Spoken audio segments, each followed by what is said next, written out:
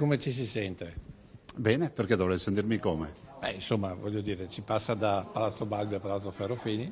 Ma questo è un bel segnale, no? Bisogna anche, come si può dire, lasciare spazio ovviamente alla democrazia che prevede che ogni tanto si facciano anche le elezioni, visto considerato che qualcuno sosteneva che qua non si facessero mai le elezioni.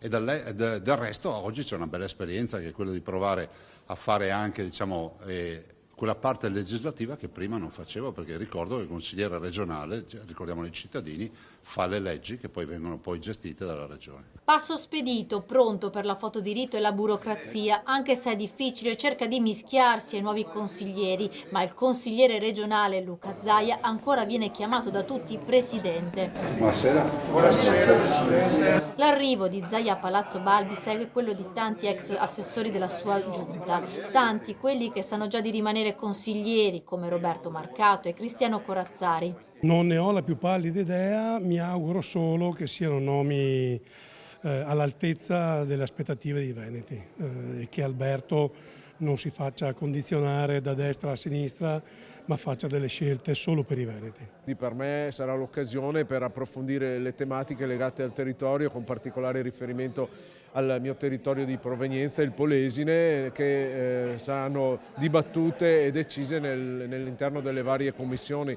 Penso a temi importantissimi come la sanità e il sociale. I nomi del Toto Giunta impazzano, i rumors che si fanno insistenti sembrano confermare un tecnico alla sanità, mentre tra i quasi certi c'è Valeria Mantovan di Fratelli d'Italia, l'istruzione e lavoro. Poi decideranno le segreterie in comune accordo col Presidente, però già è una grande emozione oggi essere qui perché io sono stata nominata un anno fa in giunta e entrare qui da eletta prima in consiglio e poi insomma staremo a vedere, è davvero una grande emozione. Anche il veneziano Francesco Calzavara è dato tra i papabili in giunta. Siamo tranquilli. Sta decidendo Stefani?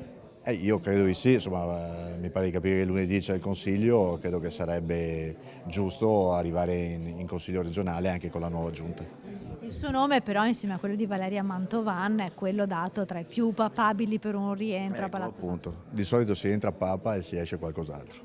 Nomi che si rincorrono come quello di Sonia Brescaccin, Filippo Giacinti e Dario Bond, a svelarlo il presidente Alberto Stefani, forse già nelle prossime ore, entro lunedì sicuramente, prima della prima seduta del Consiglio regionale.